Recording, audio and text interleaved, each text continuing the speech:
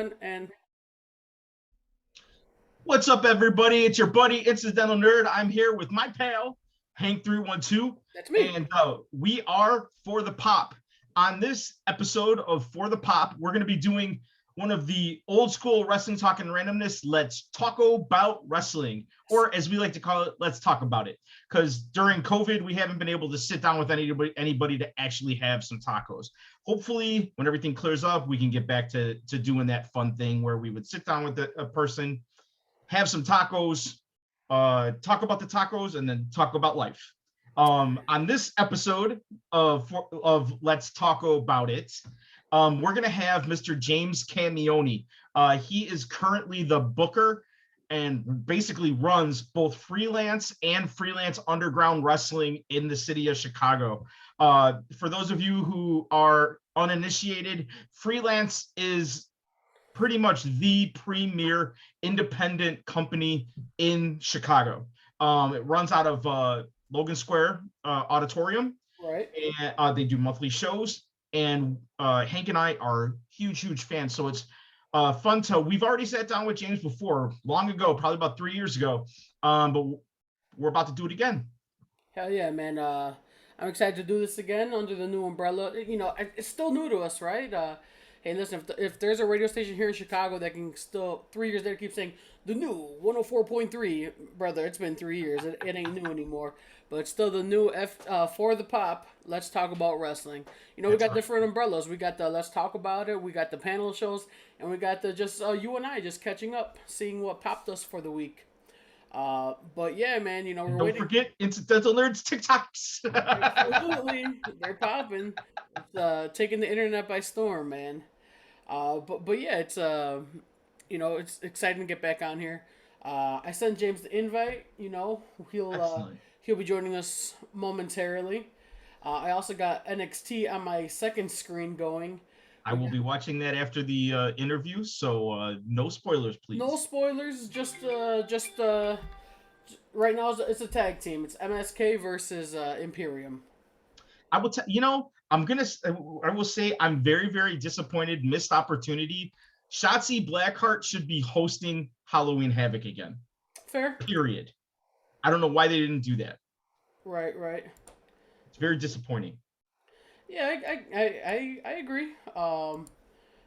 But you can't be too upset. They got a big host this year, and that's Chucky. Don't you Oh, roll your I eyes? thought that I thought that the host was oh gosh, LA Knight. Oh, was that supposed to be the thing? But He, it's he won a match last week that said he was going to be the host. uh well, Spoilers. spoiler alert, bro. Oopsie. But but yeah, dude, like I was saying, man, I'm excited to get back to doing this. It's not tacos, but you know what, dude? I enjoy hanging out and whatnot, but you can't beat the comfort of your own home, right? You just got back from the gym, I did. and look at you, Whoa, baby. 24-inch pythons. Shit, I think they're bigger than that. Oh, Uh, we may just have to call it. Let's talk about it until the tacos return. hey, we do what we want, man. See, see No one can tell us what to do. what's funny is James is like, yeah, send the link. All right, what's going on? What time is it? Oh, look at this man. Just he's big timing me right now. Oh, Big timing us. well, I mean, I had lunch with James today. did you? I Biz bet. guy lunch? Oh yeah, big time biz guy lunch. No, we just went for a little shoop and a sandwich at Starship restaurants Oh, over okay. in Forest Park. Never been there. Never been there. It was kind of by where you got your tattoo done, but Really? yeah, What's it called? Starship. Very Starship. yeah, very Star Trek influence on the inside. No kidding, because I work like I'm in that neighborhood. Yeah, Maybe it's I on need to check them Madison out. and like I forget what, but it's delicious. Everything is good there. I'll check them out. No, I don't know. Anyway, but okay. So well, let's. How about we start talking about a little freelance before James gets in here, or do you Hey, want to? listen. I want to skip the thing that popped me the biggest last week is what I want to get to right away, What's if that? that's okay. Absolutely. Quite possibly the biggest swerve in Chicago wrestling history occurred on Saturday night at Freelance Underground. After we listened to one Mr. Patrick Monix tell us that he had to retire from wrestling because of injuries and concussions that he suffered, and he was on different podcasts. He told us about it, all over the place. We're all shedding tears. There was a video Saturday night of him with all his wrestling buddies and some of the squad, and it was just tear jerking and tear wrenching. We were all gathered around the ring, pounding on it, screaming, Monix, Monix, Monix. And with a tear in his eye, Pat Monix gets on that microphone and he starts telling us about the journey, and we're all there with him. Tears ready to just drop right here until swerve, he calls us, I don't even remember, pieces of shit, some shit. It was a complete freaking swerve. He's not retiring. It's a wrestling return. Return of Project Monix. It's a return, and with that said, let's bring in the man, the only other man who probably knew. Let's welcome Mr. James Camioni or James Russo into the chat. Let's get him in here. Let's see. Shoot! I broke kayfabe. James Camioni, James Russo. It is what it is. Says he's connecting to audio. This guy's texting me like, "Hey, what's going on? Let's do this." Look at it. Are you here? Hello? Fuck you. Yeah. Well, that's a way to greet us. Hello, Mr. Russo. Hi. JC Let me get this. Let me see if I can get this camera working here. Please do. We want to see your beautiful face. Hey, No, you don't. I always do. Makes one what? Anyway. But yeah, what up, James? I mean, I can't pretend like I haven't talked to you. I just said we had lunch today. Look at you. What are you doing? A rave? Oh no! I just made out. There we go. Hey, there he is. The man, the myth, the legend. Yeah. James Russo. I'm just trying to give people seizures out here, man. That's what I do. Thanks for joining us. James, welcome to For the Pop. Let's talk about it. Wrestling and randomness. Heels. We appreciate you bringing the excitement. Yeah. Wait. I was just waiting for Hank to finish his big long intro of whatever the hell the show's name is now. Yeah, we like to keep you all on your toes, man. And you're gone. What the shit? I don't know. There we go. I thought you were a tech guy. I thought you knew about computers. I did. I was switching it between gallery, and I didn't want to see a big version of your head and a little version of your head at the same time. Yeah, I can't blame you on that one. Fair.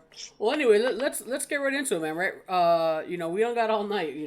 We get paid by the hour here, not the minute. I don't know if that makes any sense.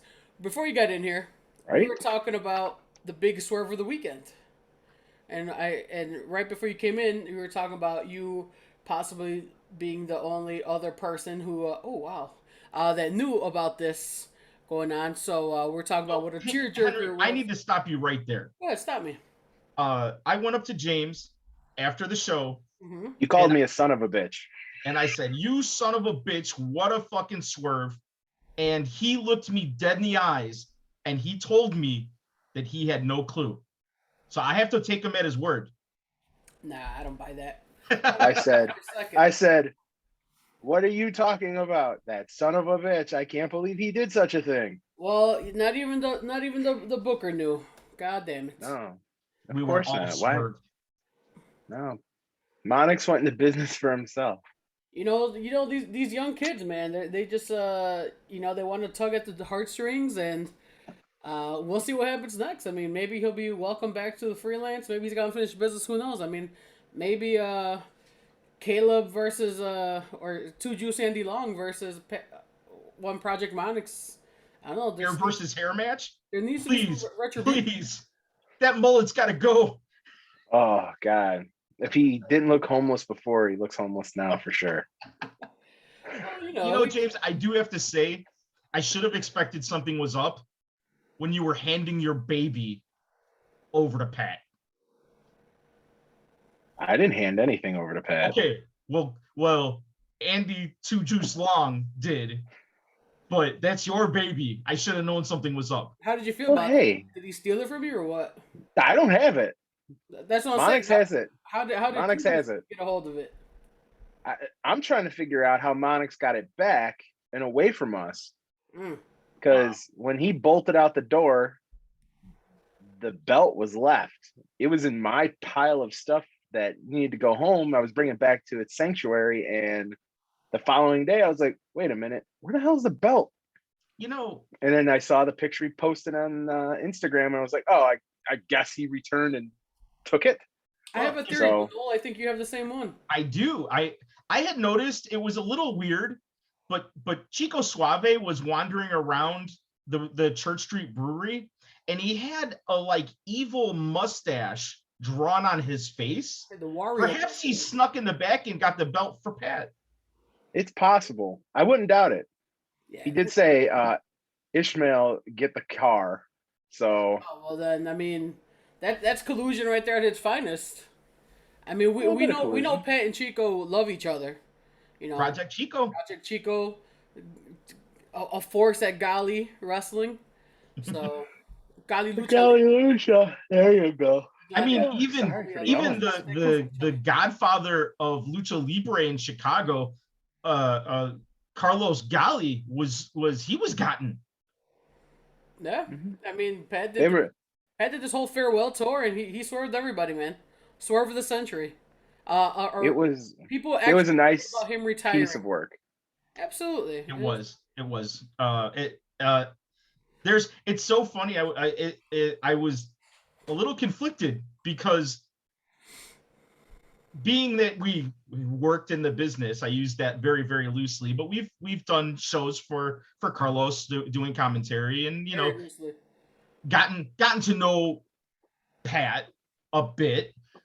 So hearing that he had to retire with all of that talent was such a depressing thing. Like, it was just so sad. Like, it just pulled on our heartstrings, and then to have that, it's like you're happy and you're angry at the same time.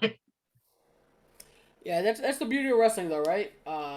That's why I have trust issues. You know, you never know what to believe, and so I'll just continue being the curmudgeon that I am. God damn it, it's Tatanka all over again. No doubt. But Yeah, Jay, go ahead. all weekend it looked like Hank was just like he was the Dave Meltzer of the group, just sitting there, just taking everything in, not really reacting. I didn't see him really stand up for much. Even Friday night, I was like, oh, okay, I guess he's a dirt sheet writer now. No.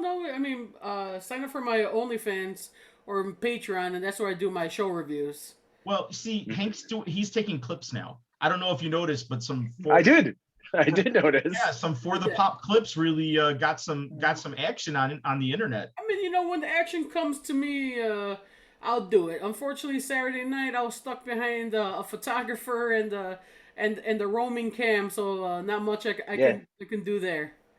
They didn't really save you a good seat, did they?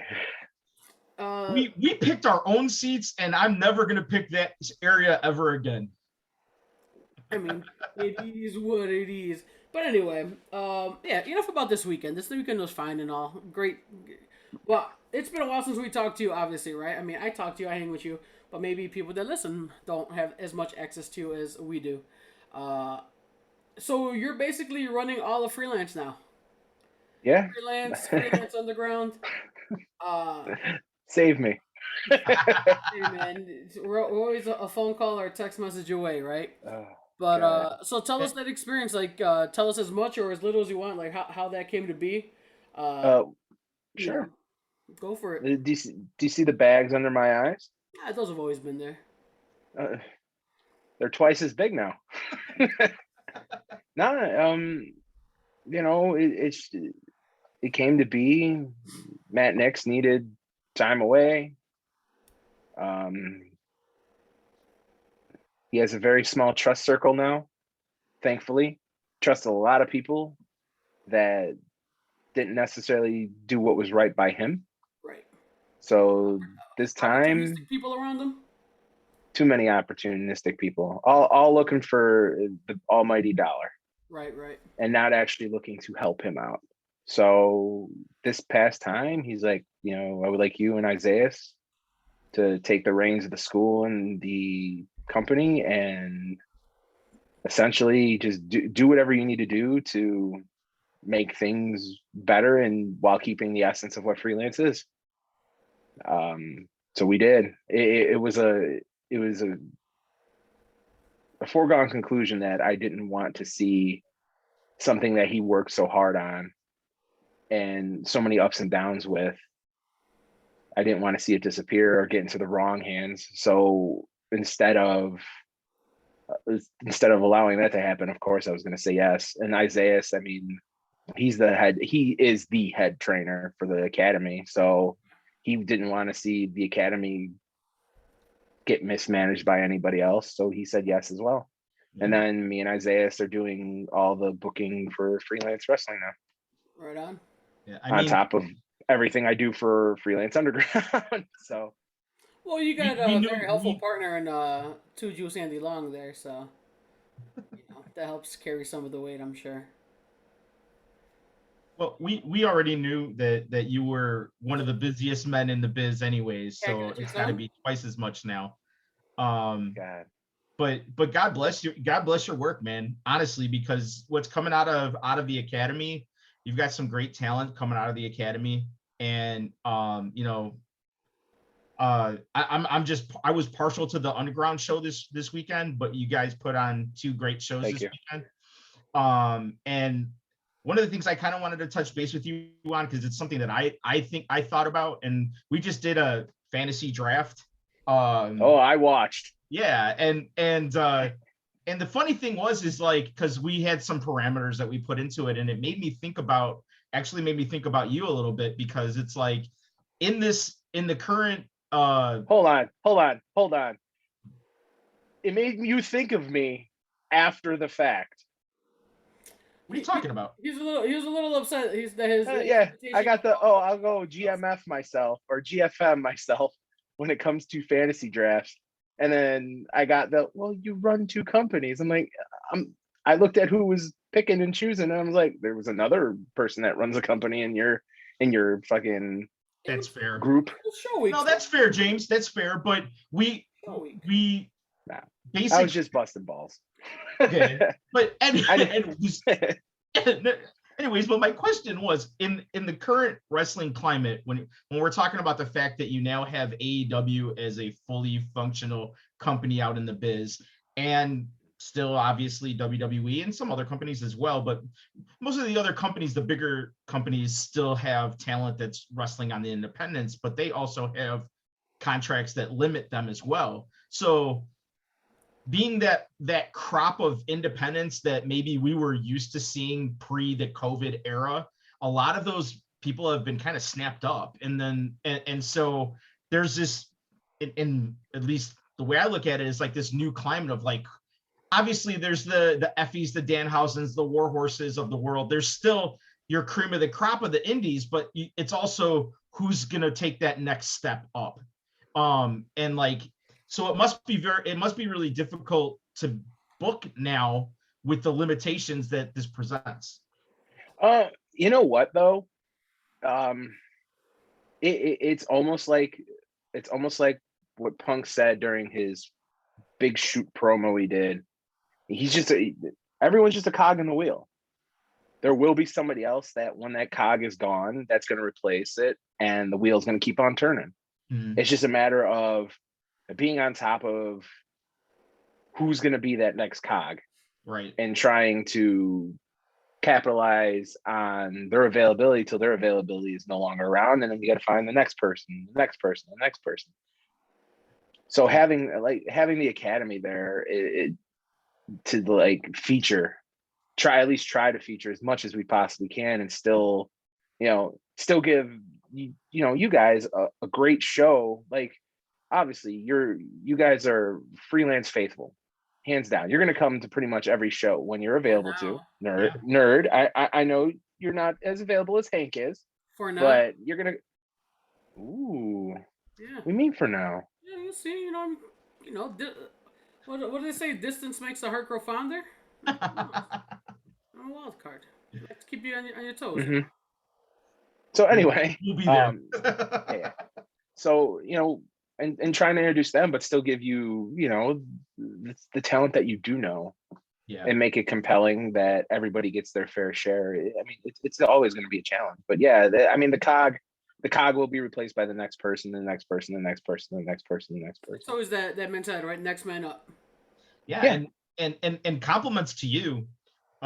Saturday night, honest to God, like Tankman, holy shit. Like what, like I didn't even know he was gonna be there. Did anybody know that he was gonna be there? Only the peeping toms that kept looking in the door. Okay. But I mean, not only was he there, but then he goes on to beat your new champ, and has a fantastic match with Pat at the end of the night.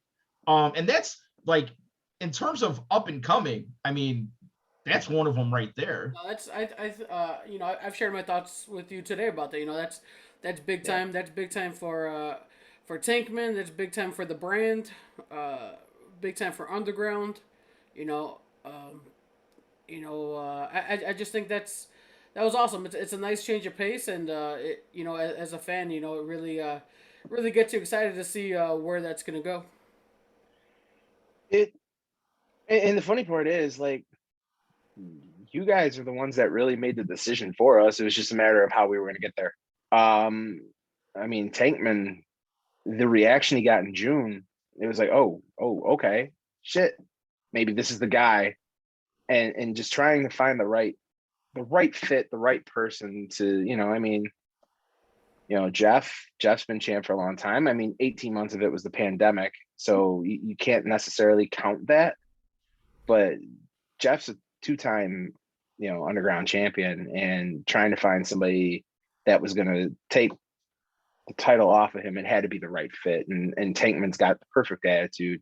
Like, we tweeted out today about how he asked if he could defend the title everywhere and anywhere. That's legit. That's a legitimate statement, that he walked up after the show and was like, hey, do you mind if I take it? And I was like, well, if you're going to take the title with you, what are you going to do?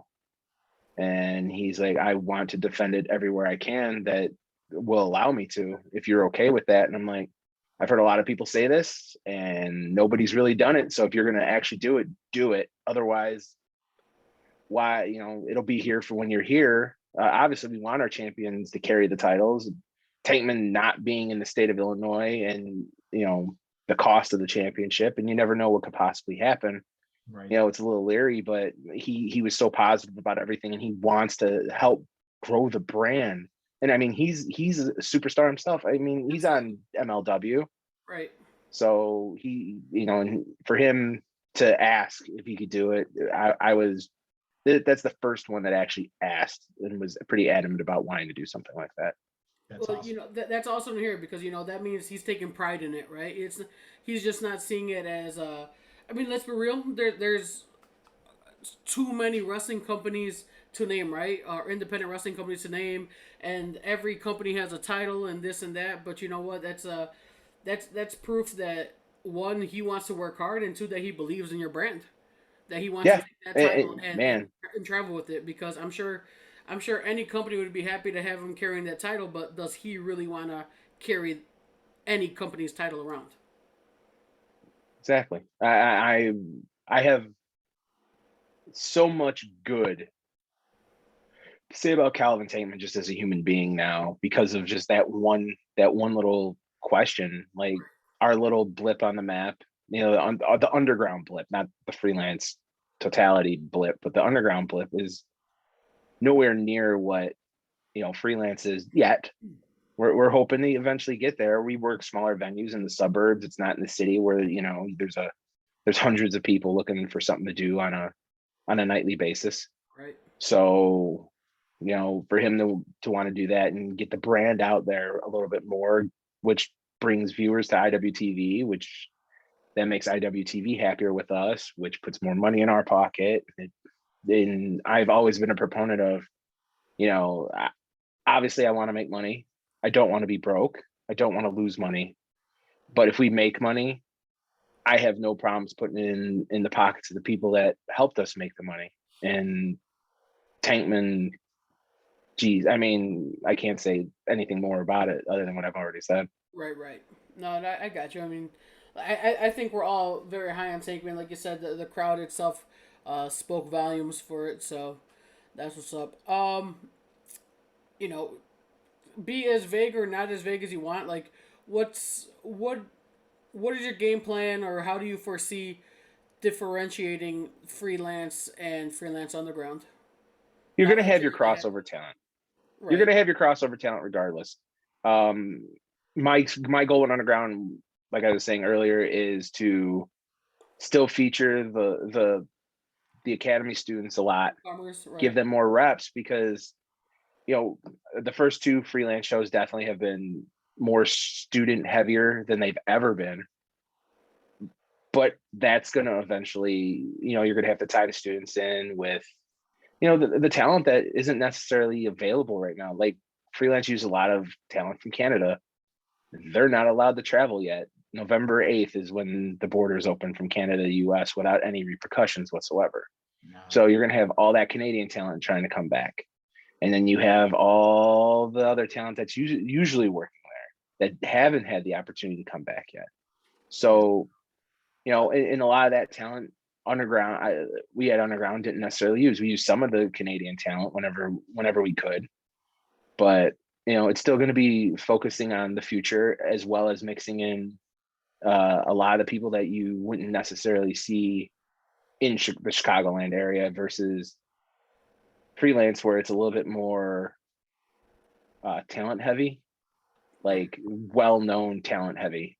Right. And you have your staples in freelance, where if they're missing, people are going to be like, I wonder where that person is. And then you have those people that are not afterthought. So, I mean, differentiating the talent, but you're going to have that crossover too. Yeah. That make any sense? Did that make sense to you? Roundabout way, yeah. Absolutely.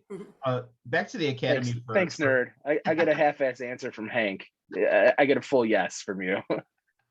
Well, we know who the professional is. Yeah. It's not the guy. It's not the poser with the White Sox hat on. That's a Cubs fan. So where does it say White Sox anywhere on this hat? Not even inside. it's black and white and it says shy. Come on, don't even try. I got it at the fucking flea market. I don't know what you're talking about. So to put us back on track, back to the academy for Hank and I have had kind of a unique experience with a lot of the academy kids. We call them kids. I mean, they're kids to me, definitely. I'm 45 years old. They're kids. But we've watched them. We called, like, I think we called the Bang Brothers first match in Gali. And some of the other talent as well. Like we saw some of their first matches. True. Angel Escalara. So we've seen the maturation of some of this talent, and it's been a fun ride to watch. I'm sure you have a perspective with that as well, because we watch it as we get to a show and we'll see the people that are in the academy, setting up chairs, cleaning things up afterwards, cleaning the ring, that kind of thing. You almost that kind of Japanese young boy kind of thing going on there, just to get an appreciation for the entire business. And like, so some of these kids that we're seeing now on underground and on freelance, we saw them doing that, maybe 2 years ago or whenever. Well, it's hard to say because of the pandemic, but it's been interesting to see that maturation and see people move on and become the talents that they've become. Specifically the Bang Bros. Oh my God. Just the evolution of Davey Bang. Yeah.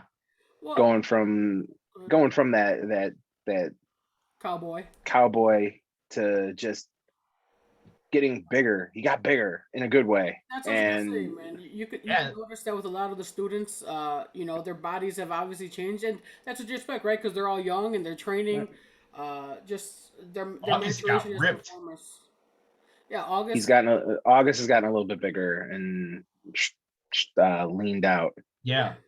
I mean, just so many. I mean, I remember the first time I saw Storm as part of a tag team. I mean, he was just a skinny kid, and now he's a grown ass man. A lot of the times I say he actually looks like he looks like $1,000,000.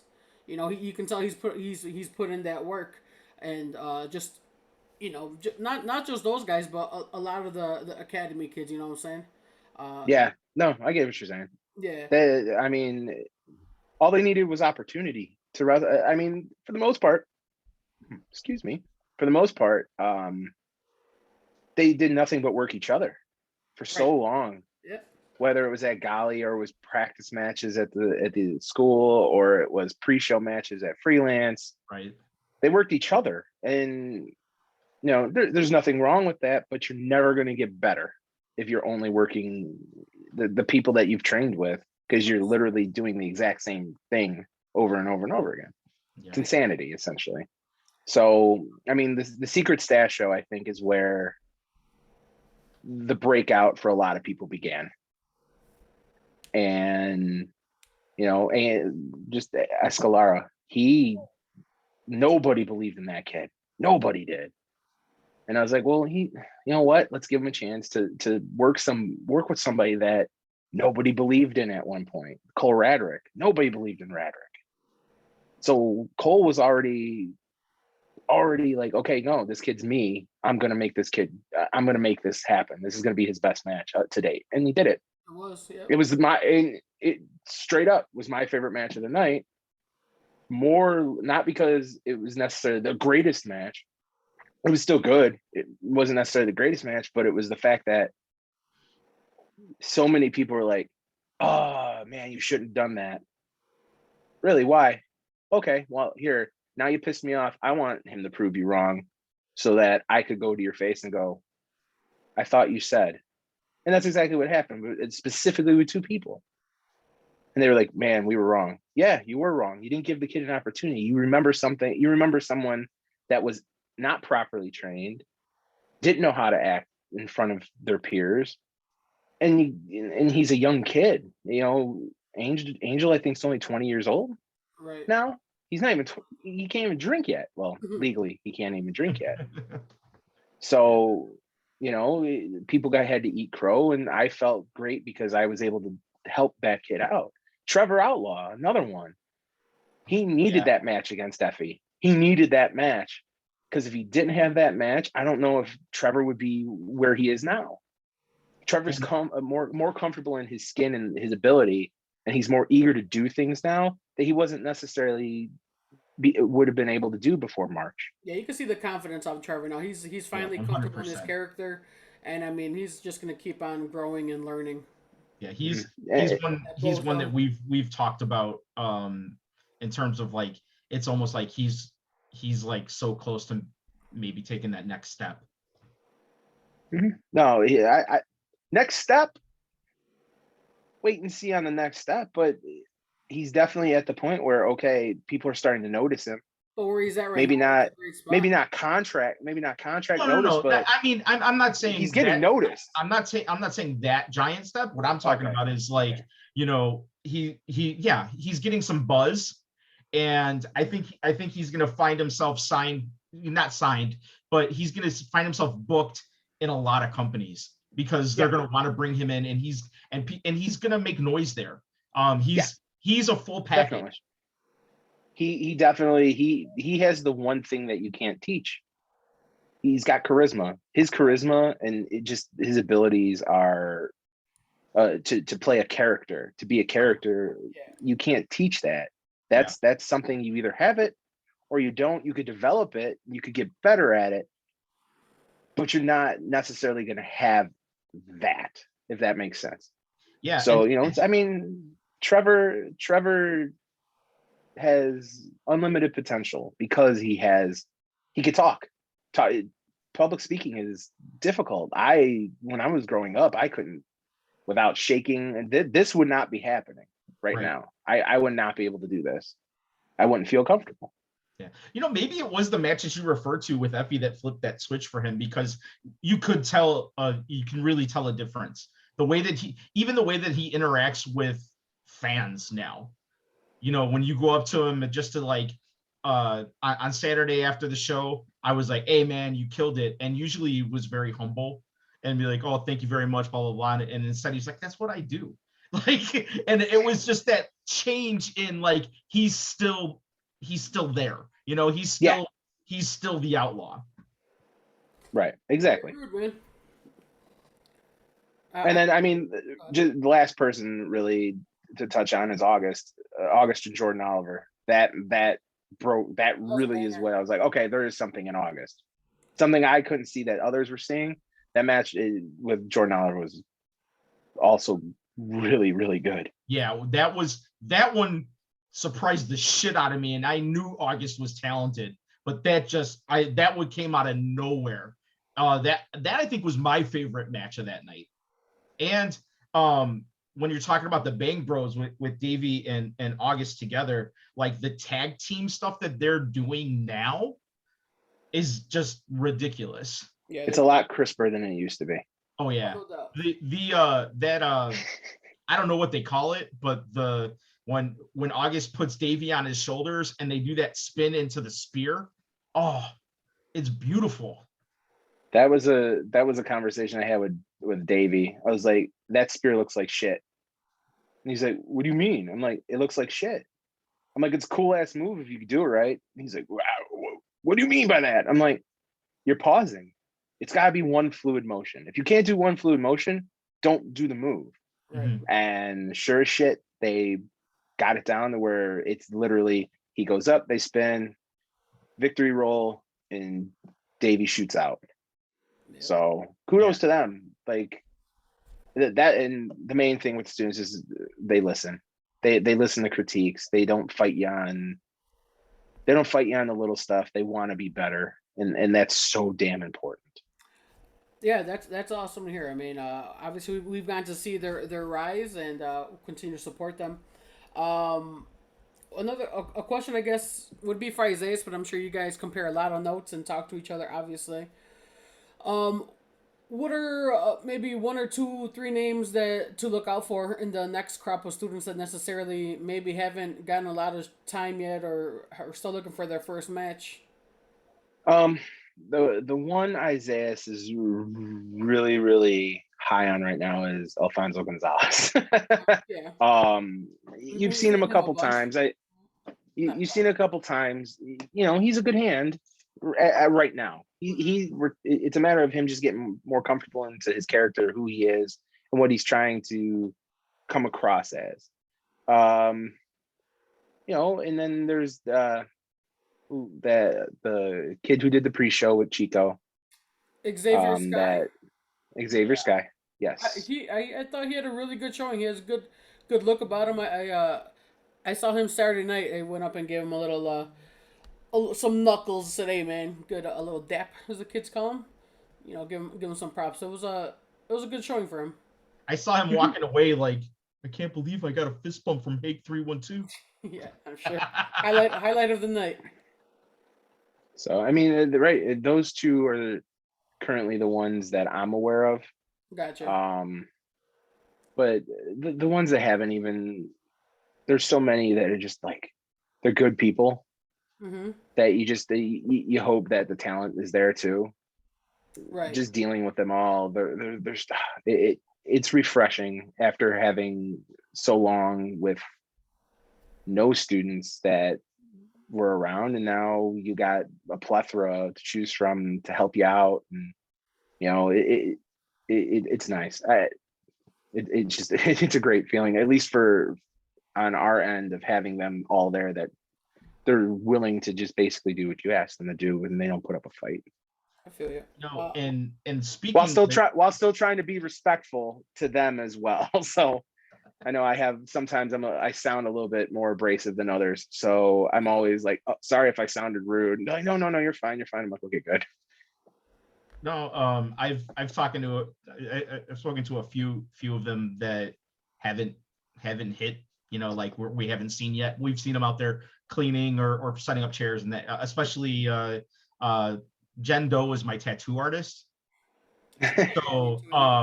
So like while she was doing my tattoo, she was talking, and like she was telling me, and she's not the only one that I've heard it from, is like the academy is like a family, like the group is like, they just feel like they're family. And on top of that, considering who the main trainer is, like you hear horror stories if you listen to like podcasts and other wrestlers talking about where they got trained and all that. You hear some really bad stories about people paying lots of money to get trained, and they got trained the wrong way, and they had to get retrained. And having Isaiah as their trainer, I don't know if there's anybody better especially in the Chicagoland area, because the guy he's the definition, you know. He cares. See, he cares. That's awesome. Isaiah cares about his students as long as his students care about what they're doing. Right. If they want to fuck off and just do and not pay attention, it's not that he doesn't care about them, but he doesn't care if that's what they want to do. Like, if you're not going to pay attention, okay, I just won't pay attention to you. And those that are getting paid attention to, they're going to get the opportunities and they're going to start wrestling. And then you're going to be there like, why am I not wrestling yet? Well, if I told you this 17 times, and he doesn't yell, he doesn't really get mad. He's a little bit more stern than like aggravated talking to them. But you know, he focuses on those that are there to work, and as long as you give it 100% back to him, he's going to give you 100% of his time. That's fair. Yeah.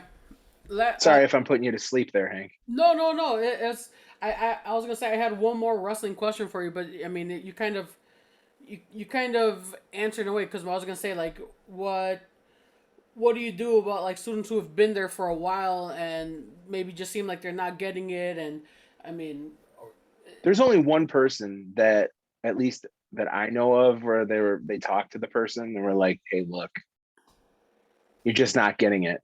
Okay. And we're not going to tell you not to, we're not going to stop you from training. We're not going to stop you from continuing to get better. Right. But we're letting you know right now, based on the amount of time that you've trained, that it maybe this just isn't for you. And it was a serious conversation, and the person decided, you know what, you're right, this isn't for me, and the person quit. Right. And is not wrestling anymore. And kudos to that person, and they realized it. But you have to pay your full tuition. After you pay your full tuition, whether you decide to stick around or not is on you. You pay a monthly due, but they're not there to pressure you into paying them. Like, speaking of tuition, I'm not asking how much it is. Whoever's interested can find out for themselves. But how long are like the semesters, or how does that break down? Is it a yearly thing? Every 6 months? I think it's a 2-year contract. At least it used to be a 2-year contract. I don't know what it is now. Oh, okay. That would be definitely an Isaiah's question, or even a Matt Nick's question. Gotcha. I'm not sure. I think it's a 2-year, and I'm not sure the price. I tried, outside of using the students to work and to help out, and by use I mean, you know, them just being there, not use them. But you know, outside of that, that's not funny. Outside of that, I don't meddle with the school. It's none of my concern. The daily business, that's Isaiah's. Right. He's much more qualified to tell you who's ready and who's not than I would be. Oh yeah, I'm sure. Although I mean, I have a good eye to tell if someone's good enough to ready to go. But still, I listen to Isaiah's. Well, yeah, that's one of the main reasons he's on board with you, right? Right. It's not a money grab. That's the most important part about the academy. It's not a money grab. It's not, you're not wasting your money. You're promised that you're going to get trained. You're not promised that you're going to wrestle. Right. That's fair, man. It's Like I said, you lead a horse to water, but you can't make a drink, right? You Correct. feed them, and the rest is up to them how they develop and whatnot. But yeah. Well, I don't want to ask you any more wrestling questions.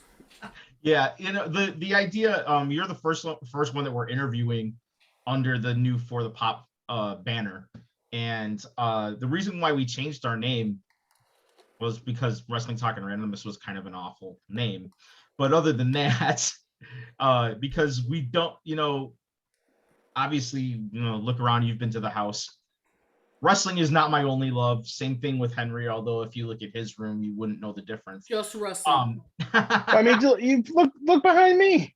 If you don't see the porg, I see the porg looking down on me. I've been looking at the porg the whole time. If you don't see me, if you don't see a character of me dressed as Darth Vader, I mean, Titanic poster also. That would be the wife's Titanic doll that she has, and the other one is Queen Amidala, like a Barbie of that as well. Okay.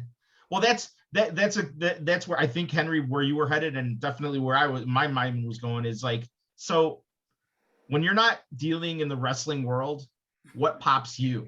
Like, what are you into? Pops? What pops me? Yeah. Ooh, that is a nice display case. Holy moly! Is that the Major Deltoff collector? MDK? The Detolfs. Detolfs. The Detolfs. The Detolf glasses or whatever. Pops. I'm so you, mad at myself. And you unboxed them? I have all the boxes still. Okay. But boxes are inside of bigger boxes. Gotcha. For the most part, yes. With anything that I unbox. Yeah, and then I buy acrylic risers and put them in there so that you can put a whole bunch on one shelf. And I think I have nine cases total throughout the house. Wow. And if I don't slow down, I'm gonna need another one, and then the wife is gonna kick my ass. You got a whole basement. You're good. Yeah. Where do you think these are going once the basement's renovated, once everything's not, astronomically expensive? Well, listen, you know I like to ask wild questions, right? So let's pretend, right? Let's hope this never happens, right? Let the house is on fire, the wife is safe, the cats are safe. You can grab 3 pops to save. Which pops are you grabbing? Let's see, the autographed CM Punk pop, the autographed Gabriel Iglesias pop, and the hooded Cobra Commander. Oh. Those are my top 3 expensive ones. Okay. So you're doing it for the money. Like the fluffy, the autographed fluffy one's worth over $300 and something. So yeah. I mean, yeah. And then Punk's worth over 200 and something. Nice. And the hooded Cobra Commander is roughly 200. Oh, okay. So you got those right by you, or are those in the vault? Those 3 are in the man cave room, not in the office. That's not even the man cave. You see that? No, this is the office. This is let's see. In the office, we have DC, Marvel, Harry Potter, and what else? We have Disney, more Disney, and Jurassic Park, as well as Star Wars and Ghostbusters. Yeah. Oh, I might have to grab the Sting autograph pop too. So there's 4, and you can't tell me I can't take the 4th one. One's got to stay back. Nope, not happening. I mean, Sting's a borderline Hall of Famer anyway, so why would you want to? Look at that face. Look at those faces. He's all right. I was never even a WCW guy, and I know that that's a horrible thing to say. No, I know. My James and my boy Glenn are like, they love Sting, but and Charlie. Oh, is Charlie a big? Charlie is a big Sting guy also, but I don't know what it is about Sting fans, and I don't know, they take it personal, not personal, but like that's the reaction they always get, like, what the hell did you just say? Anytime Glenn, my boy Glenn. Who's your favorite? I mean, who's your all-time favorite? Daniel Bryan. Probably Daniel Bryan. Oh my God! Hold up. Dusty More Rhodes. so than Eddie Guerrero now? I mean, Eddie, Daniel Bryan. I mean, they're up there. I mean, Eddie's probably my all time, but I mean, Daniel Bryan is Bryan Danielson is right there. I just the matches the dude just put in. All time. It's terrible. I'm okay with that. Undertaker. Undertaker, CM Punk. CM Punk's my 1B. Undertaker's my 1A. Undertaker's been my favorite since I was a little kid. Spooky seasons take. Has either of you guys seen The New Day Escapes Undertaker on Netflix? Haven't watched it You yet. either. Apparently, isn't it like interactive? You get Yeah, to, it's a choose your own adventure. That's pretty wild. Speaking of Netflix, have you watched anything good on TV or on Netflix streaming anytime recently, James? Let's see. What did we just watch? We just got done with last week's episode of Dark Side of the Ring. Okay. We just watched last week's episode of Bull. Okay. If you know what that is. No. Nah, No? yeah, yes, no, not really. I get you. It's a show Watch of Bull Dempsey. Watch right? Dave Chappelle. Nice. I know we talked about that. I think a lot of people have talked. We covered that in our last pod. We went on a little. We almost got canceled. No, I think we talked about it a lot more than we wanted to. Right? Because now you can't even have an opinion about certain things. No, you only could. And I mean, this is kind of incriminating to say, but there's certain things that you can only talk about with your close friends that you can't talk about freely anymore because you're afraid of what might come from it. Yeah. I saw it like I know I told Hank this story without mentioning any names. There was a person that identifies as non-binary who got a very nice compliment from a male that said, "Looking really pretty, lady." And the non-binary person, instead of saying thank you, said, "Don't call me a lady." So, like, I mean, just outside of your core group of individuals that you speak to, you got to watch what you say, and you can't really put anything out there that disagrees with who's in control of the narrative at the moment. Yeah. Yeah, there's that level of like, of course you want to be respectful, but then Right. like, but also it's a matter of like, sometimes you just don't know what you don't know, and Right. you know, like if yeah, I'm gonna leave it at that. Sometimes you don't know what you don't know, and you can put your foot in your mouth and you don't even know you've done it. I think the best way to say it is that it's not always malicious, right? I Correct. think for the most part we're all trying to learn and evolve with the times. Correct. But yeah, enough about that, right? Hey, randomness Absolutely. for the pop. We're always gonna do it. Always gonna do the randomness. Explain to me how So you yeah, became pops. explain to me how you became a Tom Brady fan. Or a Bucks fan, shall I say. You're not a Tom and not just Tom Brady, right? Are you trying to like embarrass me right now or something? No, not at all. So Why? because I know I've told you the story, that's why. Correct me if I'm wrong. Maybe we can stop it here. Mike Allstott? That was like my favorite Buccaneer of all time, yes. But so like on Sega Genesis, before I even watched the NFL, I know it was Super Bowl II. And you know, they used to be in the Central Division with the Bears and the Lions and the Vikings and the other team that Packers? is up north, right? And I have a logo, and I was like, "Oh, cool! It's the same logo as my school." So I'm like, "Oh, okay. Well, I go to Stevenson School. They're the Pirates. This team's the Buccaneers. It's the same logo. Okay, so I have to like this." And having to like it, I just became a fan. So I've been a fan of the team since the cream and the orange, up until the pewter jerseys of today. And Mike Allstott's, yeah, the pewter jerseys are sweet. Yeah, it's the grayish jersey. That old Buccaneers logo was dope. It really was badass. The pirate with the sword in its mouth. Yeah. That's Oh yeah. The dagger. So yeah, I've always been a Buccaneers fan. I was always a Buccaneers fan loosely, and then as time went, Mike Allstott. I mean, Allstott's from Joliet. He went to Joliet, Joliet Catholic. right. He was their running back. So, and it just spiraled out of control, and now Tom Brady is the quarterback. And I was happy because it meant here comes a possible Super Bowl. Of course. But if I had to pick at the time, if you asked me who the greatest quarterback of all time or of the current generation of my generation, I would have told you Peyton Manning, not Tom Brady. Right. Until last year when the son of a bitch won another Super Bowl with a team that was not the Patriots. Right. And I was like, nope, this guy's it. And then just, this past weekend against, the Decimated the Bears. I the stopped watching the fucking first quarter. the Cubbies of the football.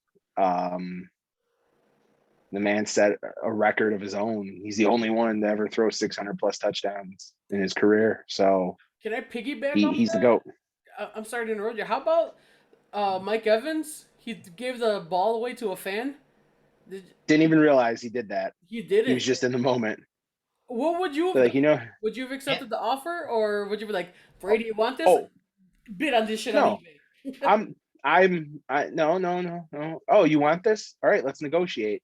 And I would have gotten everything and anything I could to give that ball back because that's history. That's $1 million minimum Well, priced football. Did you guys see what they ended up giving the guy? No. They ended up giving him two Brady Bucks signed jerseys, Mike Evans game cleats and helmet, I believe, a helmet signed by the team, season tickets for the rest of the season and next season, $1,000 gift card for the Bucks team shop, and I believe a Bitcoin, which is worth $64,000 right now. Wow. That's not. Hey, look, them two Brady jerseys are probably 3,000-4,000 a piece. The helmet with a Brady signature on it, that helmet's worth $7,000, $8,000, $9,000, $10,000. Yeah. The cleats are probably a few $100s. So the individual got they got their money's worth. Yeah. And that ball is going to the Hall of Fame. So no doubt. I saw a debate. Well, not a debate, but Twitter could be. I don't know if you guys know this, but Twitter could be toxic sometimes. gee, you think? Yeah. Hadn't heard. I haven't heard. You should have heard, nerd. You should have heard the toxicity that occurred at lunch today, because I was trying to troll your buddy Richard, and then his lawyer came to play. And I was like, no. You said this, and I was like, no, I said Richard had to get 75 likes for the individual. No, you said 75 likes and they got over 80. No, I said Richard had to get 75 likes and he's at 10 right now. Semantic. And I think he's at like 13 at this moment right now. So yeah, Twitter's toxic. Well, I guess to put a ribbon on that conversation was that people were obviously complaining that he didn't get enough, and some people were complaining that he was selfish and he should have just gave the ball back. I would have never just give the ball back. No, hell no. Hell no. I would have never given it. I would have been playing, all right, let's make a deal. Like, you want this ball. I know what this ball is actually worth. And I know what the high-end collectors are going to pay for this ball. Right. So I'm willing to give you the ball back, but you're going to have to make it worth my time. And getting, season tickets this year, season tickets next year, that's awesome. Because I'm sure he's going to get to pick his seats. Right. On top of the jersey, the Tom Brady jerseys, and on top of all that, I mean, as a person that collects things, that's awesome.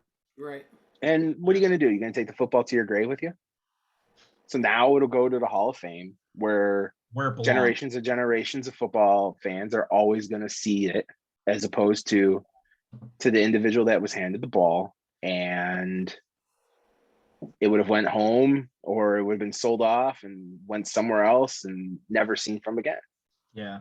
I mean, I think at this point it's been established that, like, when it comes to a historical baseball, football, what have you, that's already kind of an expectation, because usually what happens is security will find the fan and be like, okay, you've been invited to the locker room, and so like that's that's commonplace now at this point. So I don't think if I had, if that was me, I would definitely be like, all right, let's see where this goes. But I definitely wouldn't be a selfish son of a bitch about it either, because to be honest, I don't feel like yeah, I was handed it or whatever, or I caught the baseball or whatever, but it doesn't really belong to me, because when it's a historic thing like that, it does need to be in a Hall of Fame where others can enjoy it too. I mean, it's a possibility that the fan didn't even know. I mean, Mike Evans didn't even realize it when he handed the ball over. Right. So the fan didn't necessarily know what they had in their hand until they were like, all right, hey, we need that ball back. This is the reason why, because you don't go back and collect balls. Right. Yeah. Like I like what Brady did with the kid, signed the hat and gave it to him. Did you see that clip? No. Brady gave him his hat, signed it, handed it over to the kid. The kids just started crying. Oh yeah. Okay. Like that kind of stuff. That's the kind of stuff that I love to see. Yeah, it's a feel good moment in sports, right? Yeah. Not the greedy adult that's just like, give me, I want it, I'm gonna go sell it on eBay. All right. Well, listen. Last question from me. It's not even gonna be sports related.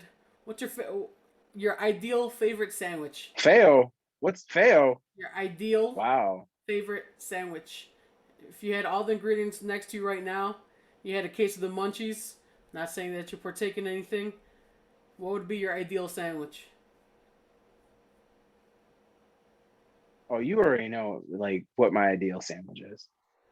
Come on, man. I mean, I don't even. I want it made for me. I don't even want to have the ingredients. well, that's It's fine. an Alpine. It's an Alpine. It's an Alpine sandwich? Gotcha. An Alpine sandwich That's with it. like eight times the meat. Okay. He wants all the meats. Yeah. What are you, You Arby's? gotta get triple, quadruple the meat instead of just double like usual. Yeah. They make them a little thin at Alpine. Mm. Not a They Starship. make them thin at every, but not Starship. Starship? Not Starship. I gotta check out Starship. Henry was just telling me, but I just got wised up to that. I'm gonna have to check it out. You've never been to I am thoroughly shocked. Oh, No, never have been. Noel, any final Tuesdays. questions for Mr. Russo here? James? I don't even know what we're calling you. Well, as always, we like to give the opportunity for our guests to get their social information out. We already know, Freelance Underground. I mean, we That's know all we need to know. Yeah. Okay. If I'm not independent wrestlers, if I'm not met, no, I'm kidding. Let's see. On Twitter and Instagram, at FU_James C. There you go. Facebook is private for people that I choose to talk to. Oh, of course. There's more personal stuff.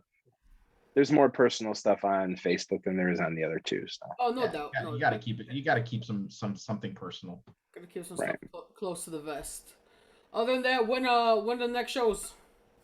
Let's see. November 19th, Freelance Wrestling presents Purple Poppy's Big Birthday Blowout. Nice. We're gonna have a nice little birthday celebration for the Freelance founder Matthew Nicholas Nix.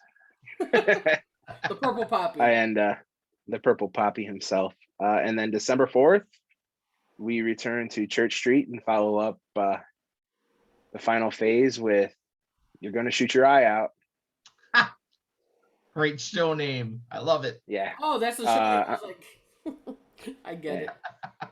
It's either You're Gonna Shoot Your Eye Out or You're Gonna Shoot Your Eye Out, Kid. Haven't decided yet. And then December 17th will be Ring the Bell All the Way for Freelance Wrestling at Logan Square Auditorium. Yeah. Hey, listen. And I'm pretty sure you know what the parody of that one's gonna be. Who knows? But Jingle All the Way. No, yeah, ring the bell all the way. I have one last constructive notes of criticism. Now that you said it, it popped in my mind. You know, I used to be kind of a savant in this field of ringing the bell. Whoever's doing it now, you gotta make sure they put a little elbow grease into that thing. We can't hear from downstairs, man. Oh, You know, just oh, you're talking about upstairs? Yeah. I'm just saying, you know, Bunch of novices up in the balcony area at Logan Square. insane. But the people at Church Street, you could hear it mighty nicely. A little bit, a little bit. You know, James, Since you, I don't want to, step on any toes or anything, but I have been working out. I can strike a bell really well. This guy trying to So get if you himself need over. anybody to step in, I'm ready for you. Magic. sure, sure. Anyway, Sorry, Hank. I want you to be able to write for your dirt sheet and enjoy the show. yo, yeah, you know, I gotta, For a dirt get 'em sheet all. now? Yeah, I send all my stuff over to Meltzer and Alvarez, whoever the highest bidder is. Sean Ross Sapp should Hank probably Meltzer. Sean Ross Sapp's got some clips he'll be posting soon, so you know, I got people everywhere, so they're exclusives. You know, that was my plan all along, you know. Get some old, Hank's the fifth host of Busted Open Radio. So oh, Now man. that is true. I That is true. I barely listen to it anymore. I don't know. me too. I don't God. know, man. It's Only the so much dynamic. of The a bump dynamic that you changed can there. Hey, take. but Laney Luck is now Team Dave LaGreca. Laney Luck versus Thunder Rosa coming up. Saw that. All right, James. Well, That'll be a banger. thanks for your time. Yeah, we really appreciate it. Thanks for joining us. Sure, not a problem. Sorry for keeping you up, bud. Dude, I told you earlier, I'm still reeling from the weekend. I'm hoping that tomorrow I've got all my energy back. Oh. And that these bags go down a little bit. Oh, let's The hope. wife goes, "You have a black eye." I was like, "No, I don't." No, you have a black eye. Who punched you? I'm like, wrestling punched me. I don't have a black eye. Anyway, nerd, take us home. So this has been For the Pop. Let's talk about it with James Russo from Freelance and Freelance Underground. We absolutely appreciate the time that you've given us. We look forward to your upcoming shows. I'll make sure that those get tagged on our page so that people can find them if they're listening to this. And for those of you that have listened, thanks very much. I'm Incidental Nerd. That's OG Hank 312. We are For the Pop, and we always do it for the pop. Oh wow.